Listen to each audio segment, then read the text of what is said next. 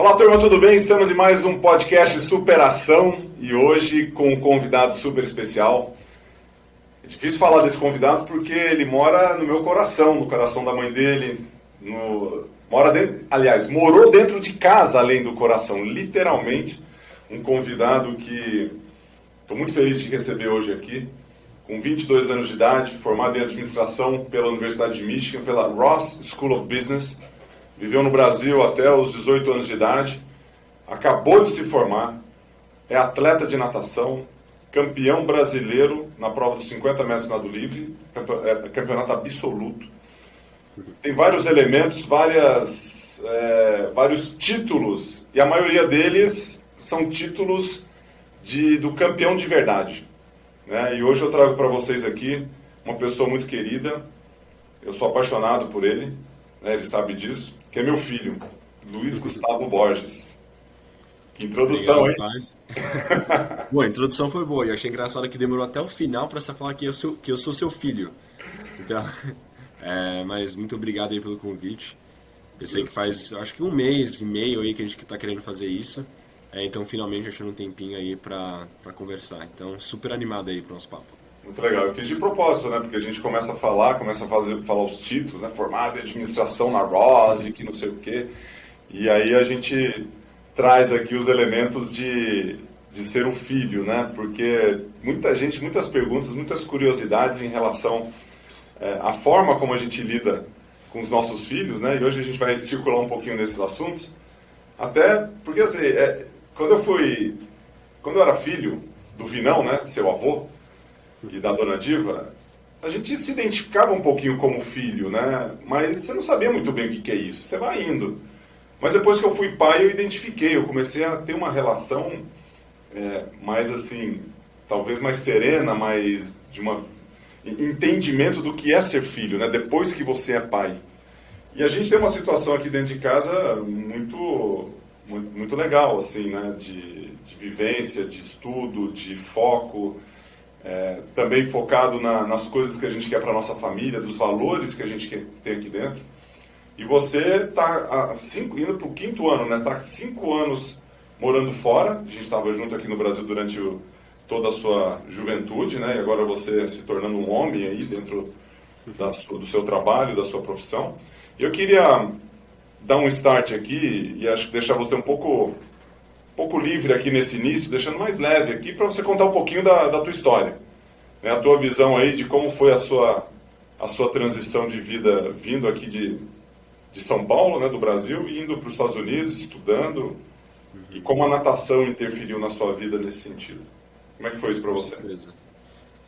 Bom, pai, eu acho que a natação é algo muito, muito importante para a minha vida, para a sua vida, para a vida da nossa família.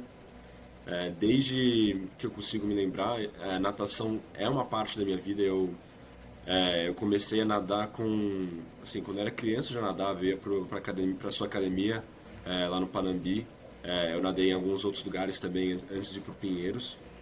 Mas eu acho que a maioria das minhas memórias vem daquela época dos 10, 11, 12 anos, até os 18, que você faz tantas amizades. E eu tinha as amizades na escola, que eram muito boas.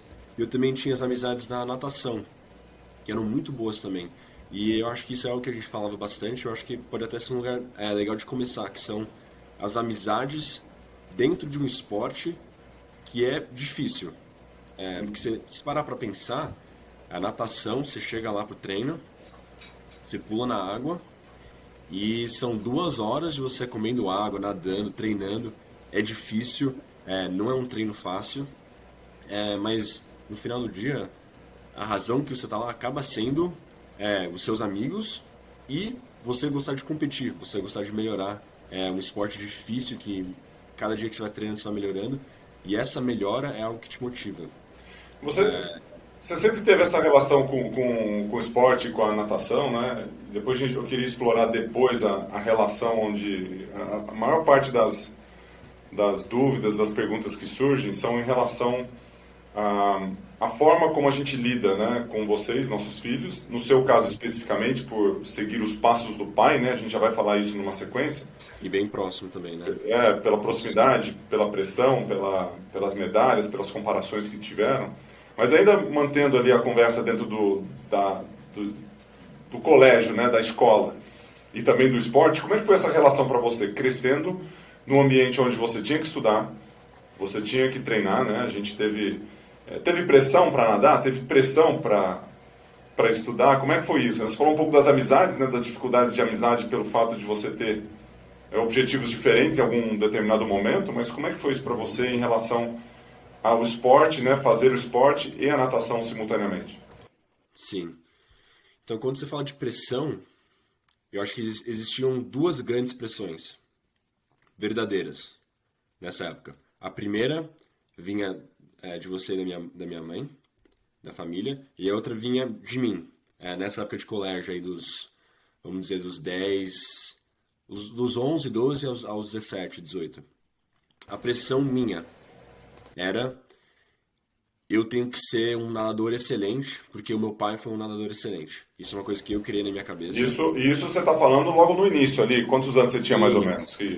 isso aí começou com uns 11, 12 anos.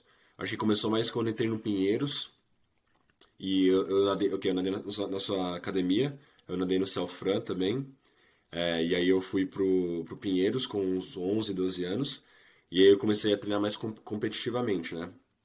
E foi aí que eu comecei a reparar o quão expressivo os seus resultados tinham sido.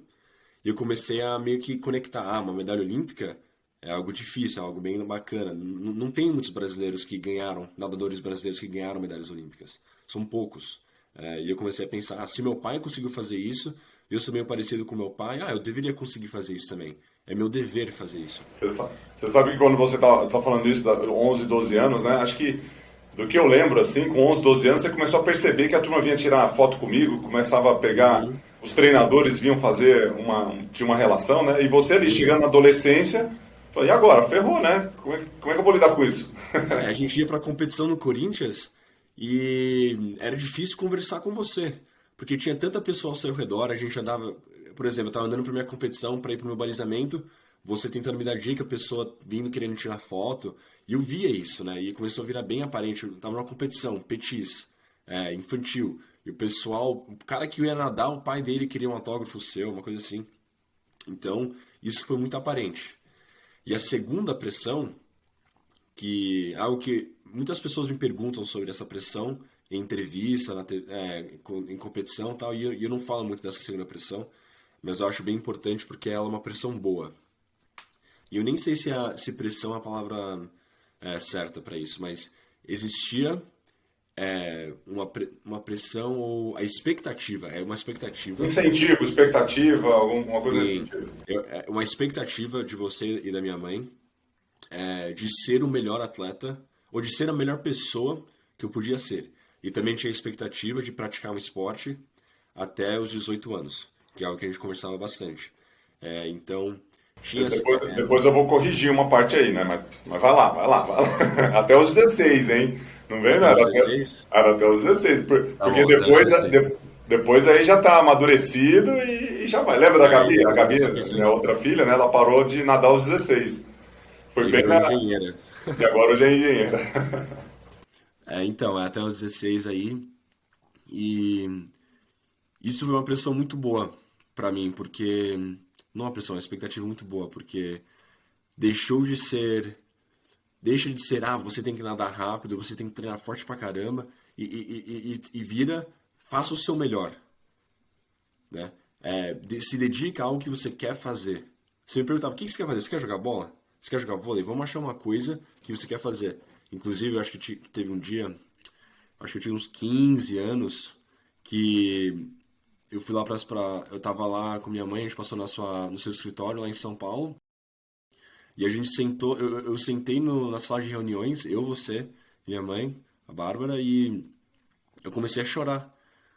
Porque minha vida estava difícil, porque eu não sabia se eu gostava de natação, porque eu estava sofrendo, porque eu era o cara que estava último na raia todo dia. E você me parou e perguntou: você Sofria quer mesmo. fazer isso mesmo? Você não precisa sofrer, né? E eu passei por muitos momentos assim, e você sabe disso, e muitas pessoas não sabem que eu passei por momentos que eu chegava em casa e eu chorava, porque eu não era bom de natação. Meu pai tinha 4 medalhas olímpicas, É duro isso, é duro. e eu pensava, pô, eu sou tão ruim. Eu tenho, sabe, eu tinha 15 anos, tinha 1,86 m, sei lá, eu era um gigante. E eu era péssimo na água. Mas, como você falou, eu tava aprendendo a andar, né? Eu era tipo o Bambi, que não sabe andar quando ele nasce, né? E eu não sabia nadar, eu não sabia, e eu ainda estou aprendendo, né? A cada dia é um aprendizado.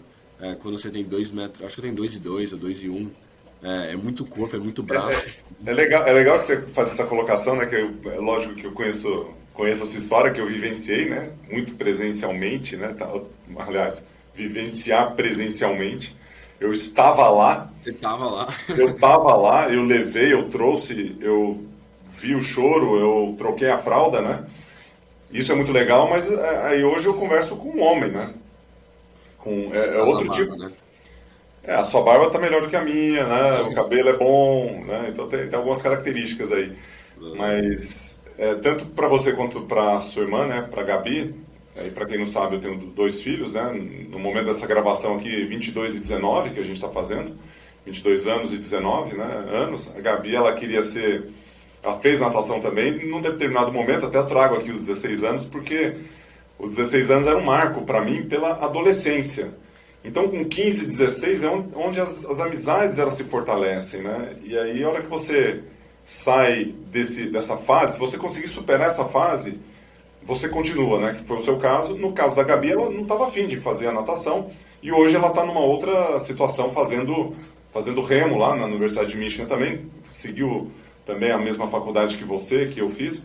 E isso é motivo de muito orgulho, né? Mas essa pressão que existiu, né? A nossa expectativa como pai era de faça uma atividade física, né? Busque alguma coisa que vai te completar. Porque acho que uma das coisas que eu queria que você falasse e que era a minha visão, né? Hoje entregando um pouco do bastidor, que a gente colocava bastidores ali para vocês, explicavam, né? Se você tem 10 anos, 11, você fala, vai porque é bom por você, né? Agora com 20 anos, 22, é uma outra história. E muito do que a gente acreditava era que o desenvolvimento do esporte, a competitividade dentro do esporte, você aprender a vencer, a chegar em segundo, terceiro, ficar em 50º, isso tudo trazia um certo nível de aprendizado que você iria levar para a vida. Então você poderia nunca ter sido um campeão brasileiro. Esse é o quarto melhor tempo do mundo, né? Para quem está assistindo e escutando a gente aqui. Não, Quarto do mundo melhor não. tempo do mundo, não, do Brasil, desculpa. Da história do Brasil. É César Cielo, Bruno Fratos, Nicolas e você. Então, assim, essa competitividade, essa relação, o que te trouxe para a sua experiência como faculdade, né? Essa pressão que você mencionou, o que ela trouxe para a sua vida de forma geral? Eu acho que, voltando para aquela parte de seja o melhor que você consegue ser, eu Aham. gosto bastante disso, porque a sua vida inteira você pode comparar. E sempre vai ter alguém que é melhor do que você em alguma coisa. Sempre. Sempre vai ter alguém que vai mandar melhor. Talvez você pode até ser o melhor em alguma coisa, numa área, mas fora dessa área tem alguém no mundo que é melhor do que você. Então, quando você começa a comparar muito, a comparação pode ser motivação, porque você fala, pô, esse cara, por exemplo, Caleb Dressel, o cara fez 17,6 de 50 livre em jardas. Eu acho que isso foi motivação para muitos atletas conseguirem começar a mandar 18 em jardas. Com Porque certeza. alguém viu, um cara mandou 17, O cara conseguiu quebra mandar a 18. barreira ali, né? Quebra a barreira e Barreira. a turma vem. Mesma coisa com o Aaron Piri, no sem peito. Ele mandou 56. Pessoas começaram a mandar 57, 58. Quando o rápido era 59. Aí alguém mandou 57, 56, começa a baixar. Então, a comparação pode ser boa ou pode ser ruim. Mas quando você olha internamente, se pergunta qual que é o que é o melhor que eu consigo fazer agora para essa prova, para o meu trabalho, para o meu treino, para essa competição, para minha vida. Você começa a se comparar com quem você era ontem, né? E eu acho que, para mim, se você está fazendo o seu melhor, todo dia, naquele dia o resultado vai vir e o resultado é uma consequência. Você fala bastante disso. Você falava para mim que o resultado é uma consequência de todo o trabalho que você bota, e você não pode pensar que está fazendo algo só pelo resultado. Porque entre hoje e o resultado, por exemplo, entre hoje e eu estar na próxima seleção olímpica, tem menos de quase 1000 dias. Porque eu acho que umas 2 semanas atrás era 1000 dias até a próxima Olimpíada. Então vamos dizer que são 980 dias. Tem 980 dias até a próxima Olimpíada. Então eu não posso acordar todo dia e só pensar na Olimpíada. Eu tenho que pensar no que eu estou fazendo agora. Que horas que eu estou indo pra cama, o que eu estou fazendo no final de semana. Se eu tô... Senão fica muito distante o sonho, né? Aí você não consegue imaginar o que pode acontecer lá na frente. Senão fica muito distante o sonho. Então, por exemplo, quando eu estava lá no Finkel, que eu fiz que eu fui campeão brasileiro, antes da prova, eu tava lá com os caras que estavam na minha série, e eu tava olhando assim pro céu e eu vi a lua, e eu lembro pensando, eu falei, nossa, essa lua, eu acho que a lua tava cheia, a lua tava muito grande, tava uma coisa assim. E eu olhei pra lua e falei, nossa, a lua tá... Verdade, devia estar, né? Pra reparar nela. Eu falei, nossa, essa lua tá muito grande. E eu comecei a pensar, falei, eu sou um saco de plástico com água. Eu comecei a pensar assim, bem filosoficamente. Eu sou uma pessoa, 70% água. Eu tô aqui agora em pé, perto de outras pessoas também. Mas tem bilhões de pessoas no mundo. E a lua é gigante, esse mundo é gigante. E essa prova aqui, assim, ela não é tão importante. Já teve guerra, no mundo já teve guerras, já teve morte, já teve muitas coisas piores, muitas coisas mais grandiosas. E eu sou só uma pessoa aqui agora, e eu tô nadando do ponto A pro ponto B, do ponto B pro ponto A, que é o 50 livre na curta, né? E eu falei, aconteça o que acontecer, tipo, eu tô nem aí. Porque não é tão importante assim. A vida é mais do que isso, essa prova. E você pensa dessa forma como uma maneira de se proteger ou com uma maneira de engrandecer aquilo que você está prestes a conquistar ou fazer? Não, porque por mais sim... é o oposto. Eu não estou engrandecendo. Tá. Eu penso da forma assim. A minha vida, se Deus quiser, vai ser longa e vai acontecer um monte de coisas. E vai acontecer um monte de coisas importantes, coisas que não são tão importantes. E eu acho que se você pensar que algo não é tão importante assim, isso pode te ajudar. E eu não estou falando que para não treinar forte, mas eu estou falando que se eu bater em segundo, tudo bem. Se for o meu melhor, que eu fazer o melhor é bem importante. Você se superar, né? Se você se superar. Por exemplo, eu não peguei um mundial de curta por 1/100º. E isso me abalou um pouco. Mas eu pensei, 21:19, eu não imaginava que eu mandaria esse tempo. Eu falei, talvez eu consiga pegar um mundial de curta. Mas eu não sabia exatamente o que eu ia conseguir mandar. Tinha mandado 21:6 ou 21:7 de manhã. Então, eu acho que diminuindo as expectativas e preparando a sua mente para dar o seu melhor naquele momento, o que acontecer depois é uma consequência do que você fez agora. Eu sei que eu acho que foi bem filosófico isso daí, mas... Não, mas é legal. Você traz uma relação que a gente está aqui na nossa jornada, no nosso caminho, e tem muitas outras coisas acontecendo por ali. E o mais importante é a gente dar o nosso melhor, a gente se superar, aprender com aquilo, crescer com aquilo e fazer diferente se não deu certo, né? E acho que um pouco dessa visão de, é a vida que segue, né? E vamos em frente, desde que a gente esteja disposto a fazer o nosso melhor numa próxima etapa, aí beleza. O duro é quando a gente vai para baixo, né? Como é que você lida com isso? Por exemplo, você falou de uma frustração de não ir para o Mundial. Mas talvez pode ser uma frustração de não ter tido um resultado legal, ou mesmo no trabalho. Como é que você lida com as frustrações? Eu acho que tem 2 passos. O primeiro é que muito do que acontece na consequência da vida, por exemplo, nas consequências de uma prova, está fora do meu controle. O que significa? Eu estou numa raia lá sozinho, eu sou o único na raia. Eu vou nadar, vou dar o meu melhor, E quando eu terminar, eu não controlo o que o cara do meu lado faz. Então, eu posso ter mandado 21,19 e o Spajari pode ter mandado 21,18. Beleza, eu não controlo o Spajari. O que o Spajari faz está fora do meu controle. Então, a Spajari é um primeira outro coisa, atleta, né? o Comparado Spajari é ali. outro atleta. O Pedro Spajari que treina no Pinheiros. Então, primeira coisa, se lembra disso, tá fora muitas coisas estão fora do meu controle. Aham.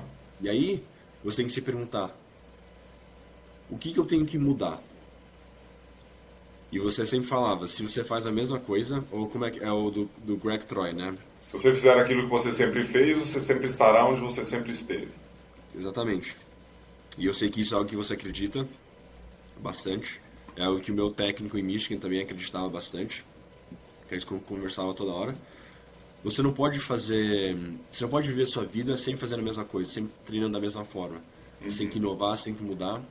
E eu acho que se você está infeliz com o seu resultado, por exemplo, eu não peguei um mundial de curta por 1/100, se eu estou infeliz, eu preciso parar para pensar e refletir. Como é que eu treinei naquela temporada? Como é que eu pratiquei a minha mente durante aquela temporada? Como é que eu me alimentei? Onde dá O para que eu preciso melhorar, né? mudar? Onde dá para Onde que dá pra evoluir. melhorar? Porque se você sempre ganha, você não vai procurar uma coisa pra... Assim, eu acho que se você tá sempre ganhando, você vai começar a ficar muito confortável e aí você não vai procurar formas de se melhorar. Então, na verdade, você ter aquela frustração é algo bom.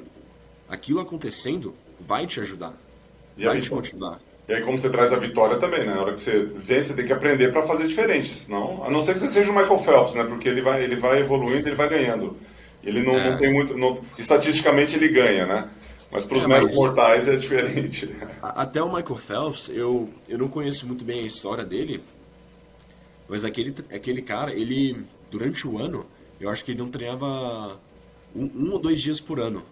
Teve um ano que ele treinou todo dia, eu acho. É, E eu escutei essa história dele, que ele falava pro técnico dele, o Bob Bowman, que ele fez uma conta lá de quantas semanas tinha no ano e quantos domingos as pessoas normalmente não treinavam. Ele falava, se eu treinar todo domingo, eu vou poder ter X vezes mais treinos do que o cara do meu lado. E isso era bom pra cabeça dele. Porque ele chegava lá pra competição na Olimpíada, olhava pro lado e ele falava, eu treinei 50 vezes mais do que esse cara. Porque eu treinei no então Natal, no Ano Novo, todo domingo. Então, faz uma é. diferença total. Queria trazer uma pergunta aqui, em uma relação. Muitas pessoas que estão escutando aqui nosso podcast, eles ou fizeram uma experiência no exterior, né? Tiveram uma vivência, visitaram, ou se não tiveram, tem um desejo de ir, né? De fazer algum tipo de intercâmbio e tudo mais. E você teve 2 momentos, né? Um recente, que é a transição da formatura, né? Você se formou em administração e agora você está no mercado de trabalho e no mercado de treinamento de alta performance, né? Na natação. Mas eu queria que você falasse um pouquinho da tua experiência acadêmica e esportiva nos Estados Unidos, que é uma curiosidade que a turma tem. É algo que a galera não consegue, talvez, vivenciar isso, né, profundamente, entender como funciona ali dentro da universidade essa relação do estudo e da parte esportiva, né? Como é que foi para você a sua decisão de ir para Michigan? Acho que pode começar por ali. E como foi sua experiência lá durante 4 anos como nadador e estudante?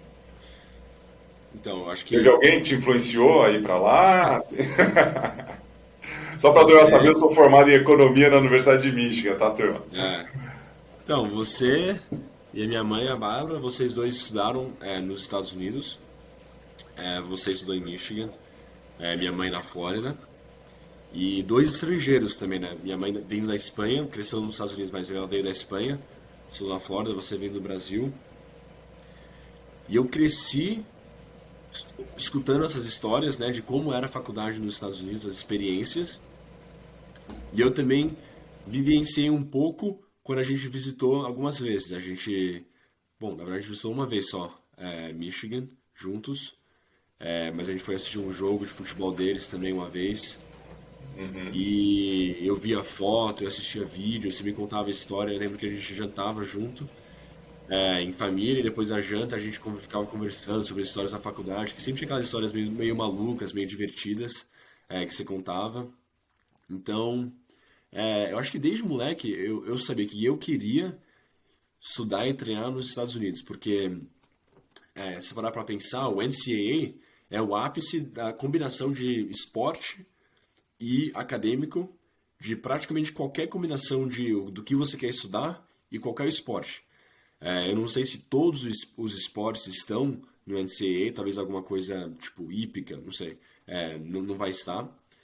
Mas 90% dos esportes que estão na Olimpíada, você pode ir lá numa faculdade, você pode treinar aquilo e você pode até receber uma bolsa para fazer. Tem algum comentário aí? Não, só estou escutando aqui, eu abri o microfone porque você ganhou bolsa lá em Michigan e quando você chegou lá dentro de um esporte que é a natação, eu entendo que teve tanto a transição de sair de casa para ir morar sozinho, quanto o envolvimento com a faculdade, teve vários desafios, né? Eu queria saber de você, qual foi o principal desafio quando você chegou lá e teve que fazer essas duas coisas? Estudar, treinar, vivenciar a vida fora do ninho, né? Da aba da saia do pai e da mãe. Como é que foi isso para É. você? E não, antes de entrar nesse tópico de desafios, eu queria falar uma coisa interessante Manda. que foi uma das primeiras vezes que, bom, acho que foi a primeira vez na minha vida que eu fui recrutado para alguma coisa. Isso é legal. Que foi muito interessante, que é algo que não acontece muito no Brasil. Não sei, é meio diferente essa relação, pelo menos nos clubes, de recrutar. E o que significa isso? Uma faculdade, com os técnicos e a equipe delas, elas querem ter a melhor equipe possível para ganhar competições. Tem a conferência, que é tipo um estadual, por exemplo, e o NCAA, que é o nacional, que é o país inteiro. E eu tinha técnicos me mandando e-mail, me ligando, falando, pô, vem pra cá, a gente quer muito ter você aqui, ABC, essas são as razões que a nossa faculdade é a melhor faculdade para você. E tinha faculdades querendo pagar uma viagem para eu ir para os Estados Unidos, para eu conhecer a galera, para eu dormir na faculdade, para eu sair para jantar, almoçar com os caras, ver a piscina. E para mim isso foi foi um choque, porque nessa época eu tinha 17 anos, 16, 17 anos, e eu não era tão rápido ainda. Eu tava melhorando, mas tinha muito nadador melhor do que eu. Mas eu tinha a Mas tinha um vantagem potencial, que né? Tinha um potencial. tipo, eu E tem uma coisa. tinha, sei lá, quase 2 metros de altura, eu pesava 80 quilos. Meu pai era medalhista olímpico, os caras olhavam pra mim e falavam, nossa, talvez esse cara vai ser bom. Então tinha essa vantagem aí. Isso é E legal, nos né? Estados Só um parênteses, o recruta, né? O treinador que recruta nos Estados Unidos, ele tem uma visão de potencial e ele tem uma visão de bom aluno, de bons alunos, né? Porque a turma quer não só bons atletas, eles querem bons cidadãos ali ao redor da piscina, né? Pra não ficar enchendo o saco, que a molecada lá é duro, né, meu? Enche a cara, vai pras baladas, e aí começa a dar trabalho pros treinadores, né? Eles sabem que os jovens vão fazer isso, mas quanto mais assim organizado for o time, melhor. E uma coisa interessante sobre isso também, pai, que eu já escutei vários técnicos de faculdade americanas falarem sobre isso, é que existe uma relação entre um cara que se esforça, por exemplo assim, maioria dos atletas que estão no NCAA se esforçam muito na água, muito. Muitas pessoas nesse nível treinam muito forte, no Brasil também, no mundo inteiro. Nesse nível alto aí de natação, a maioria do pessoal se esforça bastante na água. No acadêmico é outra história. Nem todo mundo tá procurando se desempenhar tão forte no acadêmico. E o que eu já escutei alguns técnicos falarem é que as pessoas que também se esforçam fora da água, que querem ter notas boas, isso por várias razões também torna aquela pessoa um atleta melhor. Aí, ó. E eu até escutei um técnico falar, não era o meu técnico, era um técnico de outra faculdade, uma das melhores faculdades dos Estados Unidos, na verdade, falou que ele sabe o quão rápido os freshmen são o primeiro ano de faculdade, então tem freshman, sophomore, junior e senior, são os calouros. Ele sabe o quão bem eles vão nadar no final da temporada, baseado nas notas do primeiro semestre, que tem um average lá, é de 1 a 4 a nota nos Estados Unidos, né? Ele fala, quanto melhor essa nota for, para o grupo de atletas, melhor eles vão nadar no final do ano. Olha Eu achei só. isso muito interessante, porque eu comecei a pensar, por que será isso, né? E eu acho que isso volta para uma coisa que a gente valorizava muito em casa. Existe mais coisa na vida do que só natação.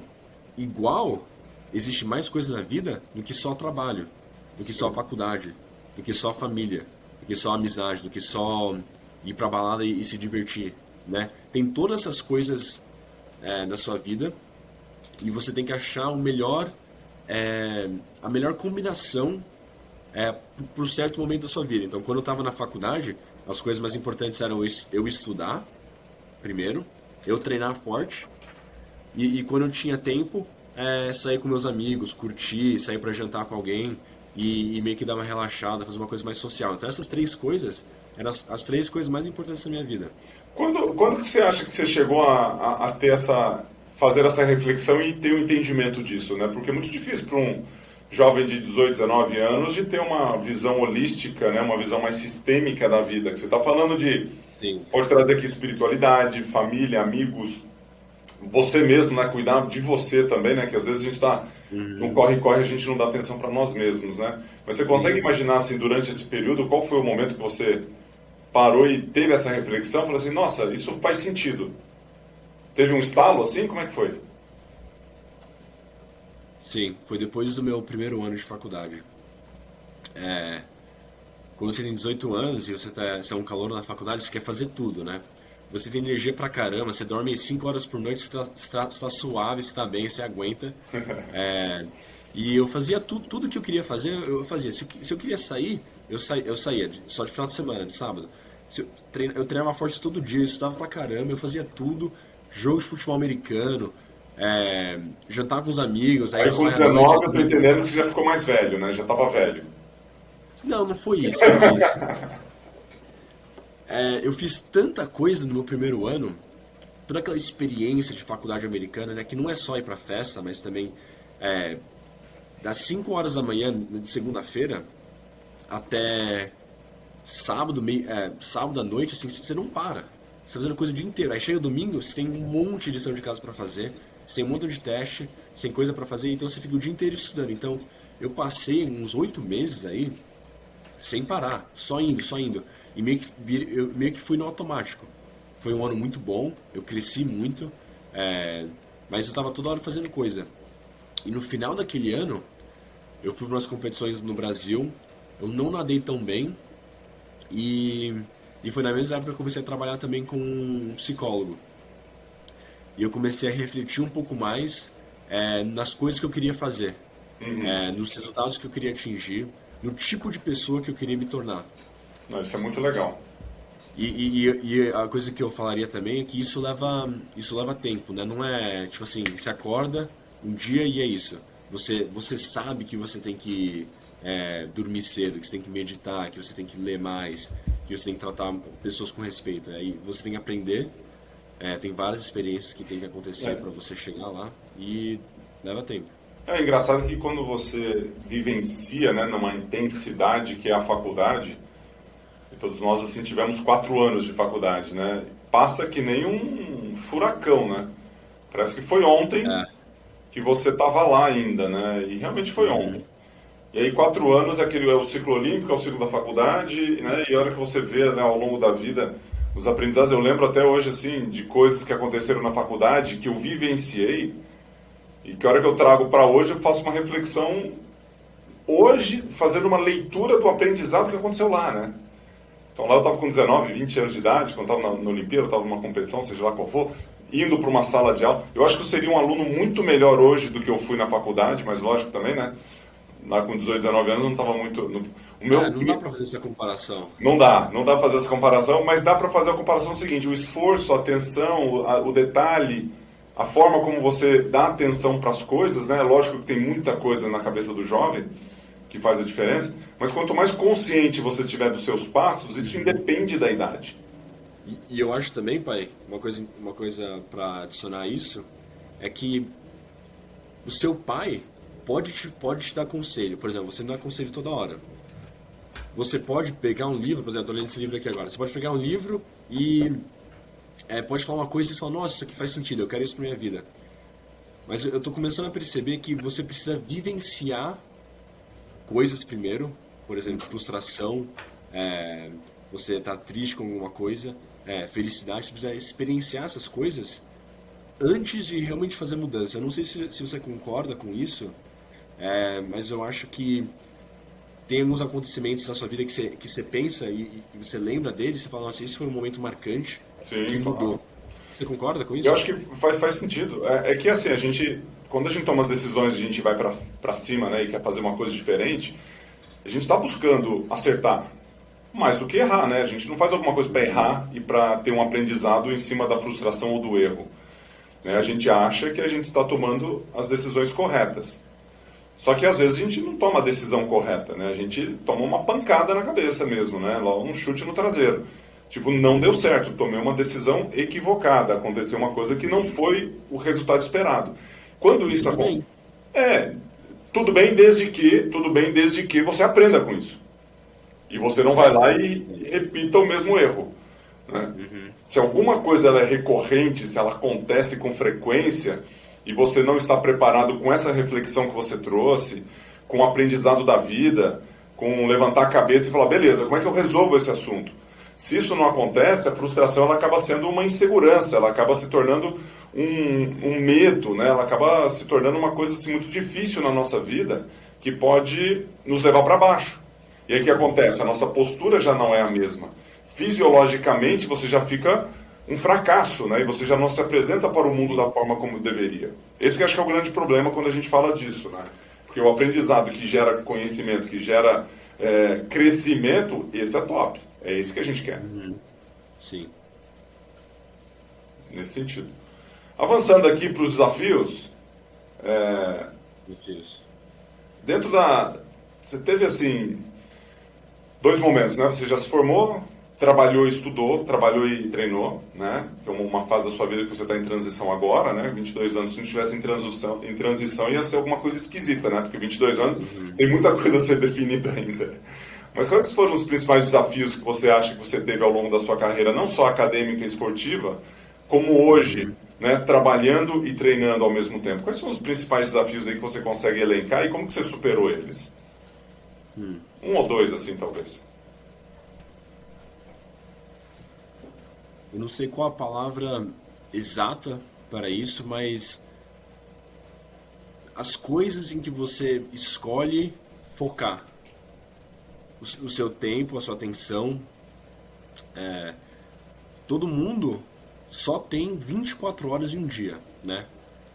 E o tempo passa igual para todo mundo. Pode até sentir diferente em certos momentos, porque você está curtindo, ou você está fazendo uma coisa tediosa, o tempo pode passar diferente. Mas todo mundo só tem 24 horas. Então você tem um tempo limitado, né? E a sua atenção é limitada também, porque chega uma hora que o seu cérebro começa a ficar cansado, né? Se você está estudando por 8 horas em um dia, isso significa que mais tarde naquele dia o seu cérebro vai estar um pouco cansado, sua cabeça vai querer relaxar e você não vai conseguir estudar mais ou fazer uma outra coisa. Então você tem que dosar isso. Então saber dosar a minha atenção, meu foco, foi uma coisa que foi um desafio, porque na vida tem muita distração, né? Tem muitas opções de coisa para fazer.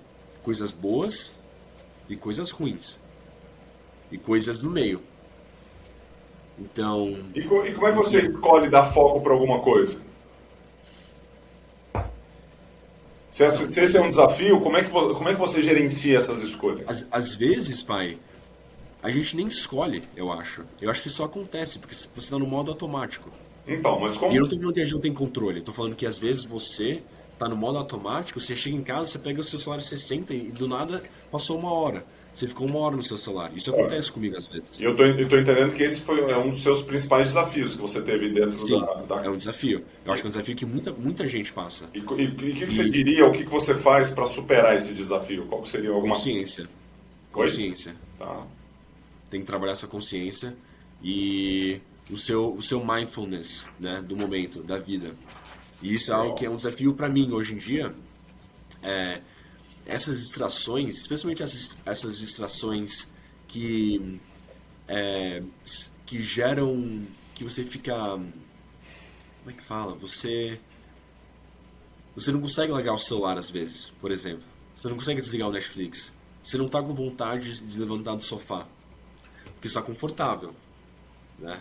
Está sentado no sofá, está quentinho, está mexendo no celular, você não está fazendo nada produtivo, você fala, não estou muito afim de levantar, não E estou aí, o afim que que de você faz? pegar um livro. Aí você tem que ir pro treino, tem que ler, tem que trabalhar, o que que você faz? Então, você tem que fazer aquelas coisas, mas você começa a pensar nelas eu tenho a oportunidade de fazer essas coisas, eu tenho a oportunidade de usar meu tempo dessa forma, aí você começa a gerar mais consciência. Porque a maioria das pessoas acordam às 6, 7, 8 horas da manhã, vão dormir às 9, 10, 11, o seu dia é limitado. O seu dia vai acabar. O sol vai subir, o sol vai descer, você vai dormir e amanhã vai ser a mesma coisa. E você tem que escolher como é que você vai usar o seu dia. Tem dias que eu estou muito feliz com a forma que eu uso o meu dia. Tá. Tem outros que eu não estou tão feliz. E é difícil, é um desafio. E como é que você se supera num dia que você não está? Com consciência, pensando sobre o que precisa fazer, o que mais? Refletindo. E também a peça da consciência volta em você tendo um diálogo com si mesmo dentro da sua cabeça. Que legal. Então, uma pergunta que eu gosto de fazer, que na verdade eu peguei do... Qual é o nome dele? Ele escreveu o livro do Atomic Habits, é o James Clear. Sim, é o James Clear. Ele fala que ele faz essa pergunta para si mesmo todo dia quando ele acorda. Ele tem um livrinho que ele escreve, tipo um journal. Ele escreve: o que eu quero para a minha vida? O que eu quero para esse dia? E ele responde essa pergunta, uma dessas duas, todo dia quando ele acorda. Ele levanta, e já teve momentos que eu fiz isso, faz tempo que eu não faço isso, e na verdade eu vou fazer isso hoje, porque agora eu tô me lembrando.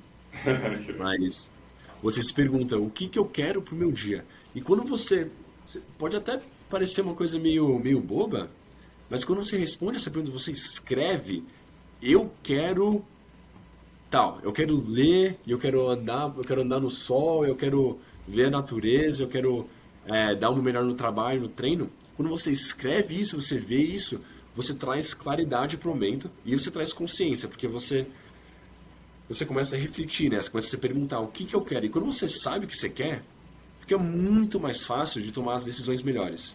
E aí, Isso é algo que... e às vezes, quando você não sabe o que você quer, seria legal saber o que não quer, né? Talvez...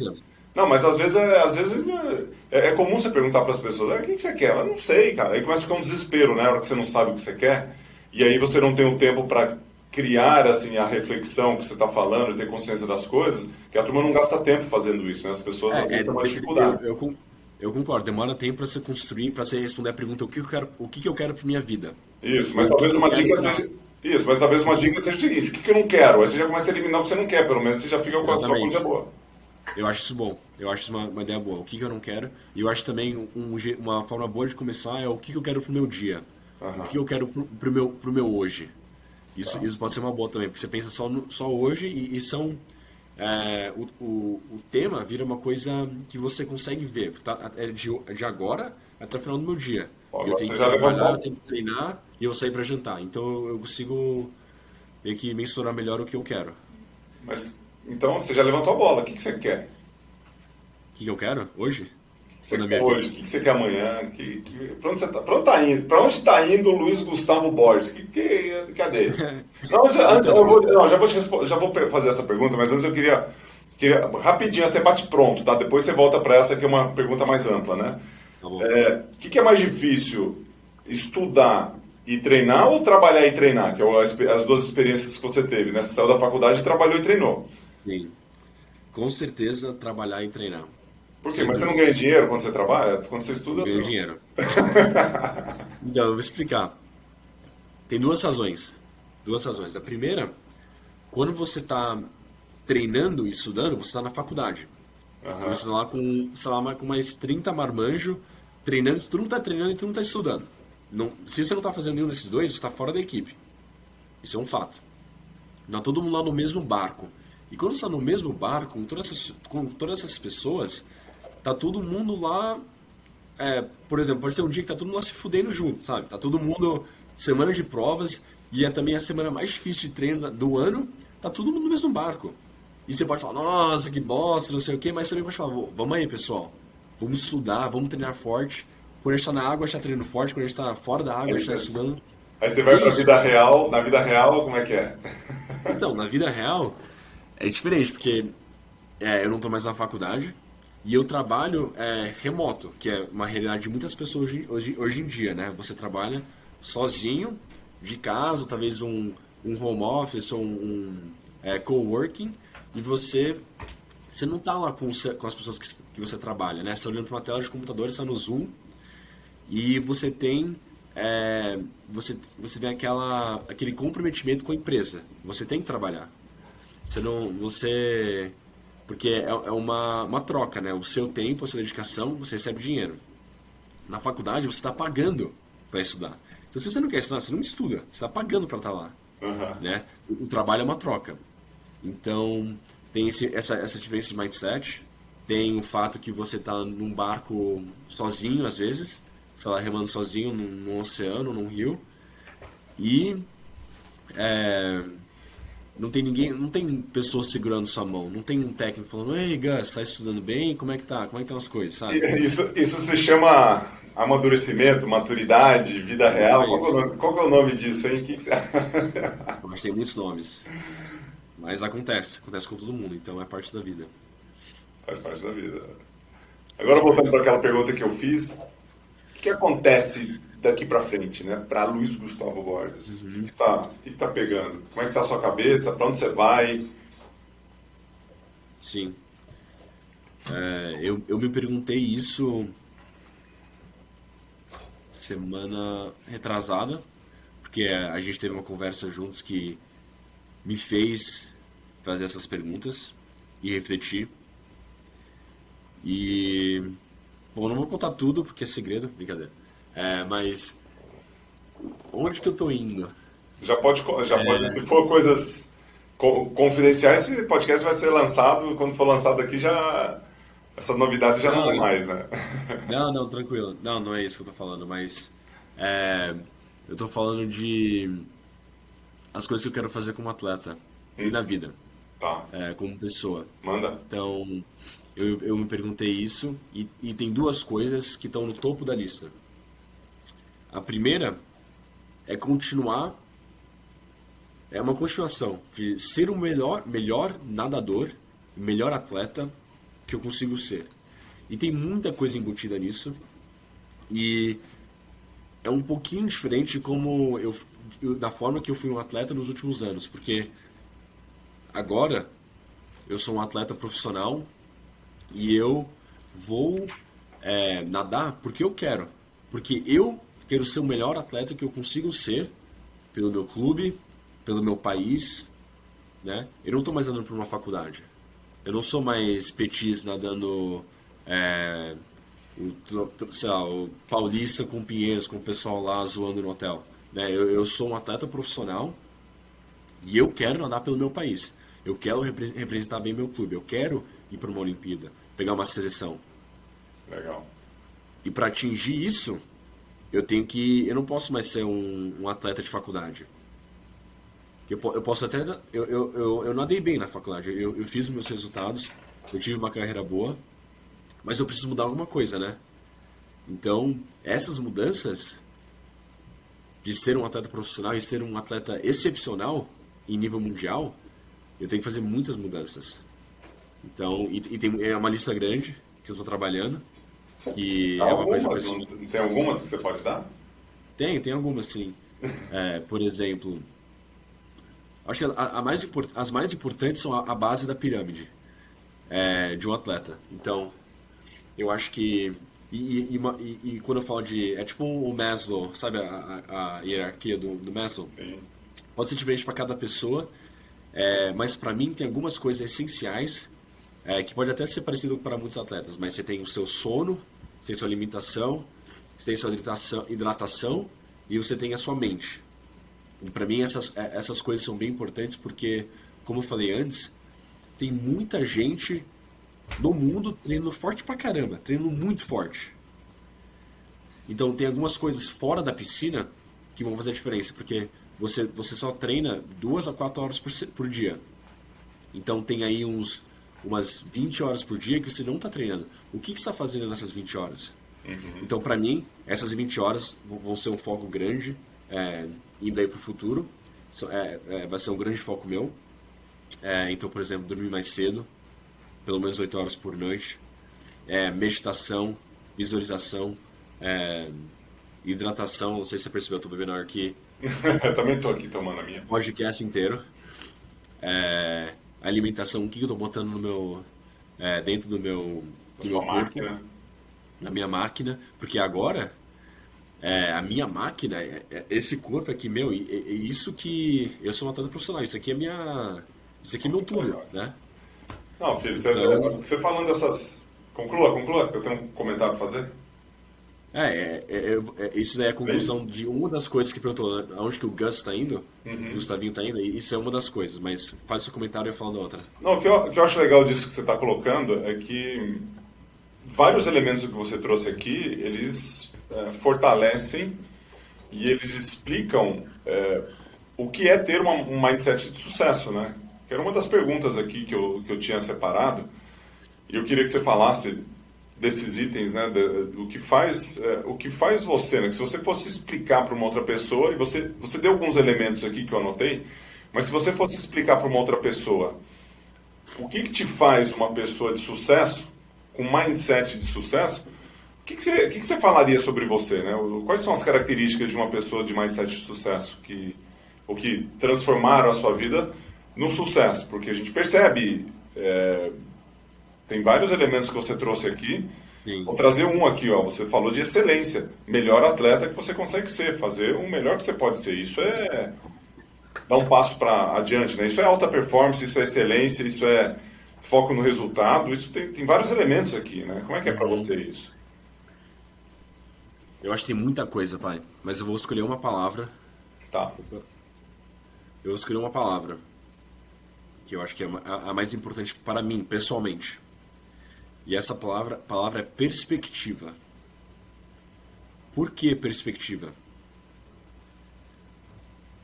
Porque a vida vai acontecer um monte de coisa na sua vida, né? Muitas coisas externas, internas, no seu dia a dia, coisas grandes, coisas pequenas. E a única coisa que você controla, que você realmente controla na sua vida, é como você reage às coisas que acontecem na sua vida, né? O que essa voz aqui dentro está falando quando você bate no placar e você percebe que você não fez o mundial por 1/100º, por exemplo? O que essa voz aqui dentro da sua cabeça está falando nesse momento? Ou quando, sei lá, sua namorada termina com você, isso nunca aconteceu comigo. Ou quando você não entra na faculdade que você queria. Ou quando alguém fica bravo com você. Você não controla essas coisas, né? Você não controla essas coisas, você controla o que está acontecendo na sua cabeça. E essa voz aí na sua cabeça vai ser a perspectiva que você tem na sua vida. Então tem muita gente que fala, nossa, minha vida é muito difícil, minha vida é uma merda. Todas essas coisas, só que é tudo perspectiva. Você pode acordar e falar, você pode escolher, eu vou ser feliz hoje. Daí a gente já falou sobre isso. Tem dias que eu levanto e eu não escolho isso. Geralmente eu escolho, mas tem dias que eu não escolho isso. Eu escolho ser uma vítima. Isso é um Isso é problema, né? normal. Isso é um problema, mas acontece também. Eu acho que não vai ser sol e arco-íris todo dia, né? Isso tudo bem. Mas como é que você sai do modo vítima e vai para um modo mais positivo, por exemplo? Você utiliza de um mindset que vai te elevar, né? Você pode produzir Sim. a sua energia, você pode produzir a sua... Eu acho que nesse Eu sou contra, momento, eu sou né? contra aquilo também, assim, de tá tudo ruim, tá tudo bem também. Você sabe que eu não sou assim. Sim, Tem dia que as coisas sim. não vão ser legais, né? Mas você deu um exemplo aqui, filho, que é perfeito para isso, né? Você está falando o seguinte, eu acordo e eu estou no modo vítima. Aí todas as coisas que estão te colocando no modo vítima estão onde? No externo. No externo e na sua cabeça.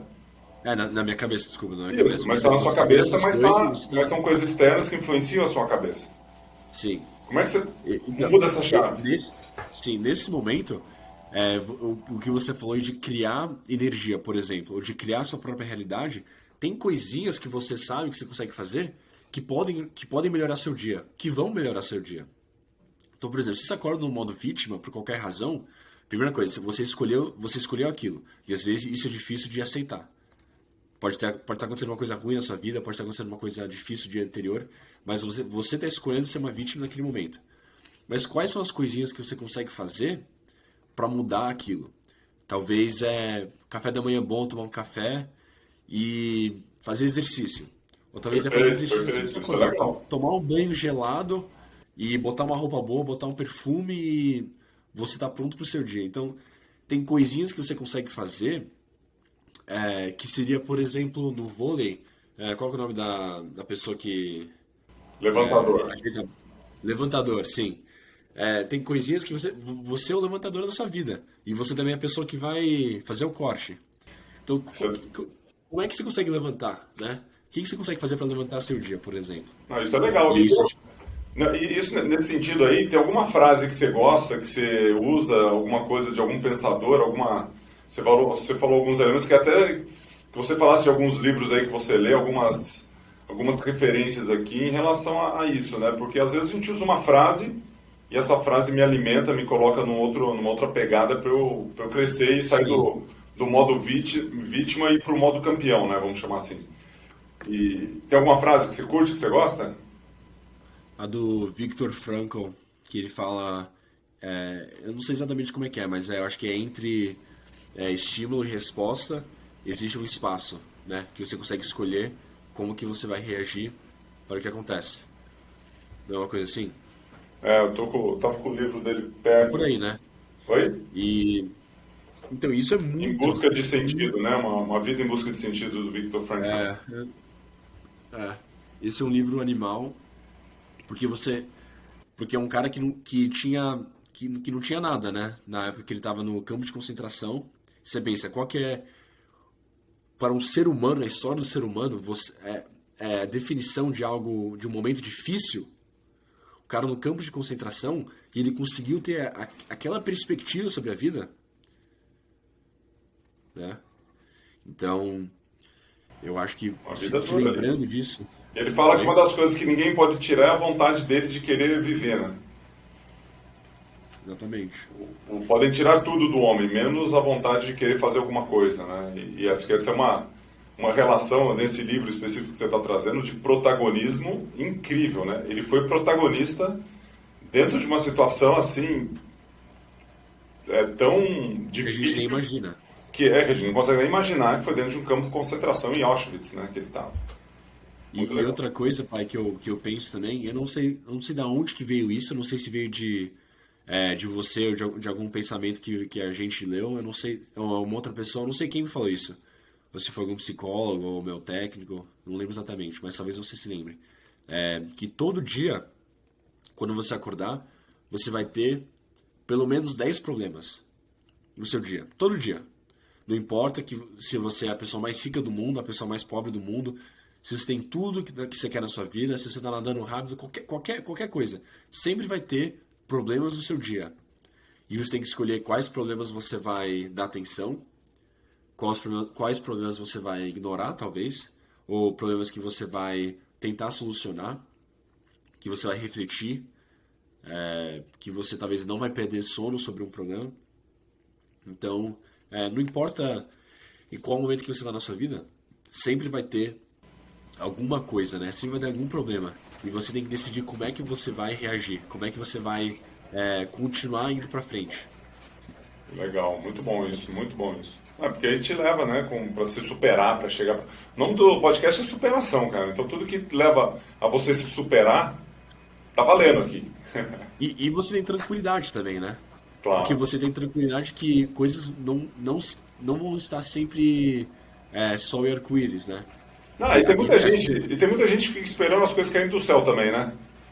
E aí assim, eu tô mal e eu espero que as coisas aconteçam de uma forma melhor pra mim. Não vai acontecer, você vai ter que construir aqui. E ela dá desculpa. Isso são desculpas, né? Desculpa. Que é o modo vítima, né? Quando a gente acorda no modo vítima, a vida, o azar, a coisa tá tá chovendo, tá frio, o dólar é que você tá nos Estados Unidos agora nessa gravação, mas o dólar tá alto, começa com uma série de coisas, né? Como é que a gente vira isso de cabeça para baixo, né? E acho que essa é a grande questão quando a gente quer se superar, né? Eu tenho uma frase que eu falo assim, toda vez que eu me superei, eu venci.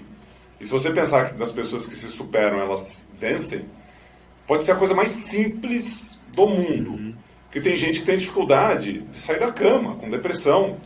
Tem gente que tem dificuldade de guardar dinheiro, tem gente que tem dificuldade de dar o próximo passo para fazer alguma coisa.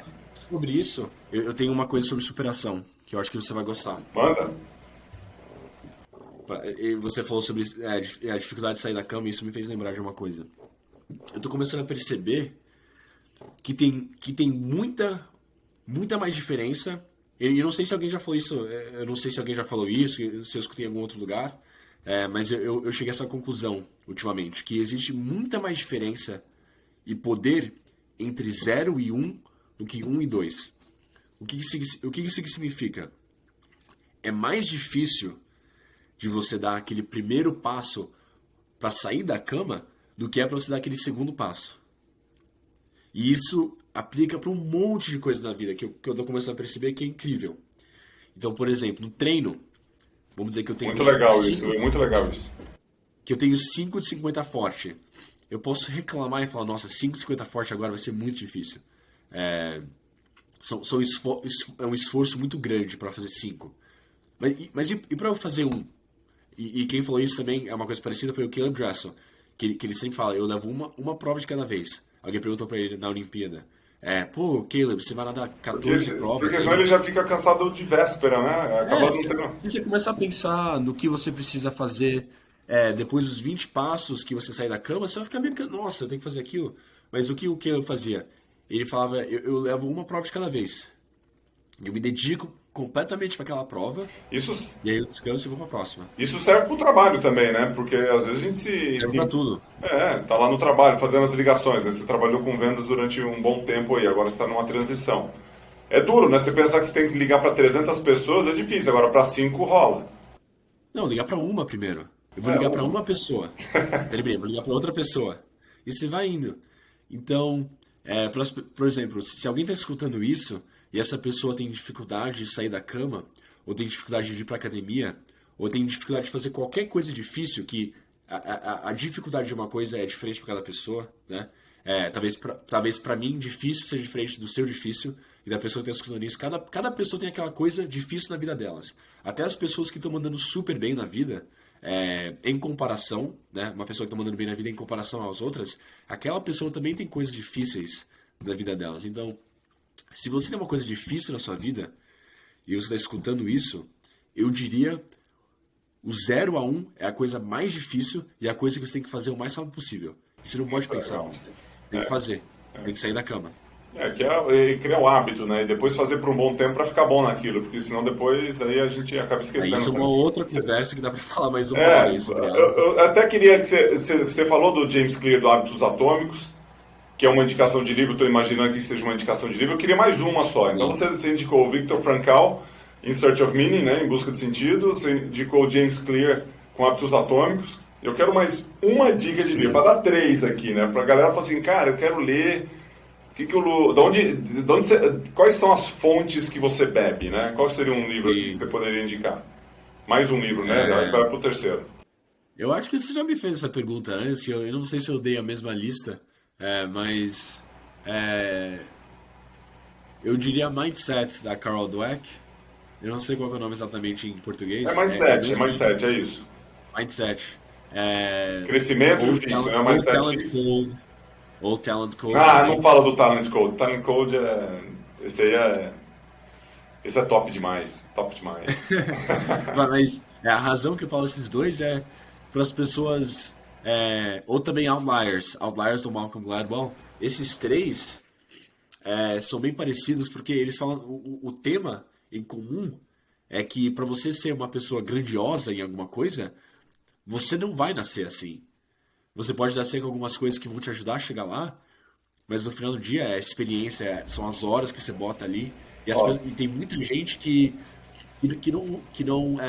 não percebe isso, né? Não, muito Então, legal isso. Porque o Outliers é um livro que eu li faz muitos anos e eu já vi o Malcolm Gladwell fazendo palestra. Eu vou pegar essa dica aí, eu vou achar esse livro onde é que ele está, porque eu vou ler de novo, porque ele é realmente uma sim, leitura muito, muito legal, né? E você falando do talento, né? Do desenvolver o talento, cara, nós somos bichos em construção. Tudo que você colocou aqui hoje, né, que você vem falando aqui, a gente vai para umas perguntas finais agora, mas tudo que você falou aqui hoje prova que a gente pode desenvolver o nosso talento, a gente pode construir com alguma coisa certeza. diferente na nossa carreira, a gente pode construir algo para a nossa vida, seja no esporte, seja no trabalho, seja na vida pessoal, na vida espiritual, e depende muito da gente se superar, da gente saber para onde que a gente vai, ter um olhar para o futuro, para que a gente possa construir. E uma palavra que eu adorei hoje aqui, viu, filho, que você trouxe: perspectiva. Um homem, a mulher, uma pessoa sem perspectiva, fica chato a vida, né? Traz insegurança, traz dor, traz frustração, né? Para onde que eu vou? Não tenho nenhuma perspectiva de vida, nenhuma perspectiva. E aí, se você está escutando e você não tem perspectiva, fala assim, cara, eu sou essa pessoa. Não fique, né, preocupado. Começa a refletir, começa a fazer um trabalho, começa a pensar em alternativas, começa a pensar diferente, né, filho? Porque às vezes a gente cai em algumas ciladas. E quando a gente cai em umas ciladas, a gente tem que buscar aquelas sacadas da vida, aquelas coisas que são principais que fazem com que a gente cresça. E aí eu venho e te pergunto, né? Quais foram as principais 3 sacadas que você pode deixar aqui pra gente? Tipo, ó, essas 3 sacadas da minha vida, uma vida jovem que você tem ainda, né? São 3. Sim. Eu vou contextualizar um pouquinho aqui enquanto você pensa, tá?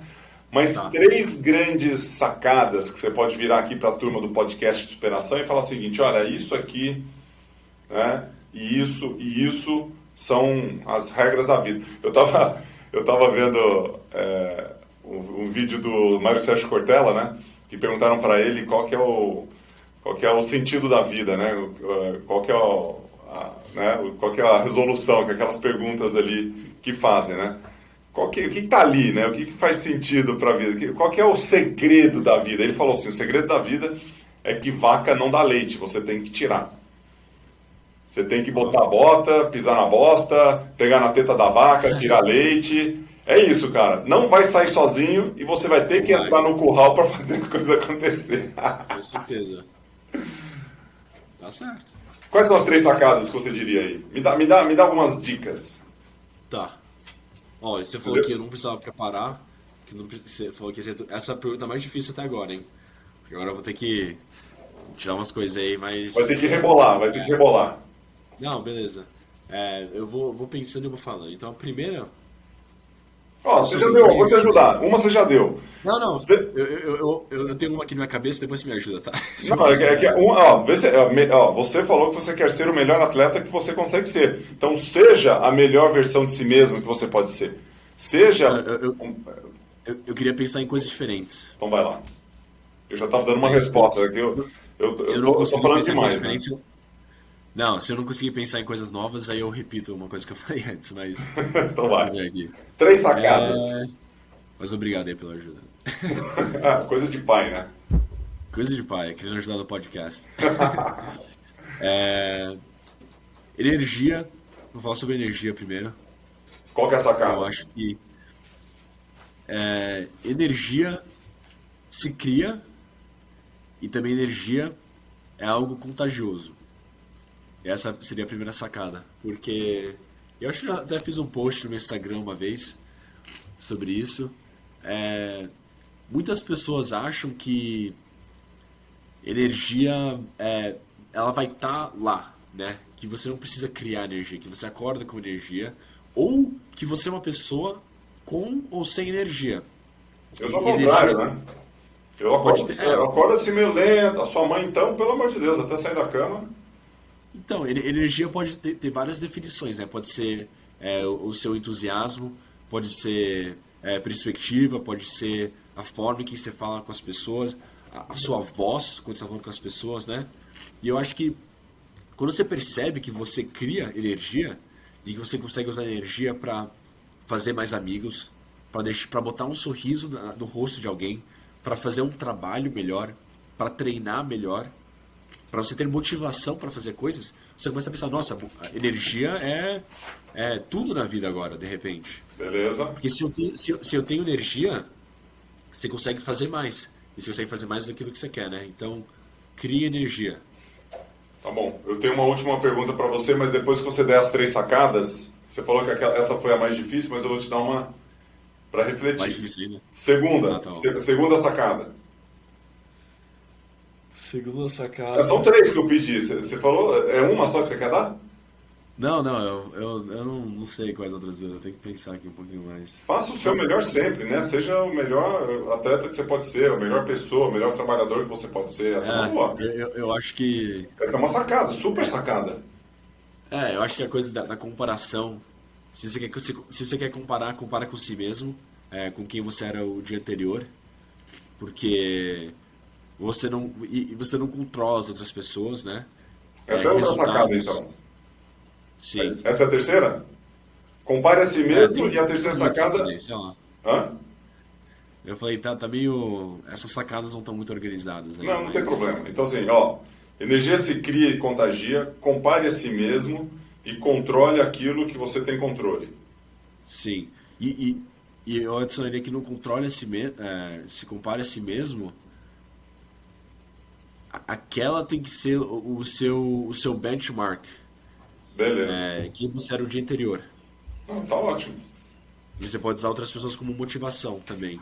Porque Mas- aí você sai de onde você estava para um outro lugar, né? Inclusive tem uma boa dica de livro que tem as 12 regras da vida de Jordan Peterson. Um belo livro. Uma das regras da vida ela é parecida com essa, né? Não se compare com o que outra pessoa é hoje, mas compare com o que você foi ontem. Aí ele tem todo um discurso em relação às comparações e tal. Um livro muito legal também, fica a dica aqui para quem está escutando o nosso podcast. Ô filho, você falou muito de energia se cria e tudo mais. Posso te botar aqui contra a parede? Pode. Se você tivesse 3 vezes mais energia do que você tem hoje, o que você faria? 3 vezes mais? 3 vezes Nossa, ia mais. virar um foguete aqui. Virar um foguete. Foguete não tem ré. Foguete não tem ré. O que você faria? A pergunta é, se eu tivesse 3 vezes mais energia, o que eu faria? Com certeza, uma das coisas que eu faria seria caminhar mais e sair caminhando por aí. Eu amo caminhar quando eu tenho tempo, quando eu acho um tempinho e o tempo tá bonito. Inclusive hoje o céu tá azul.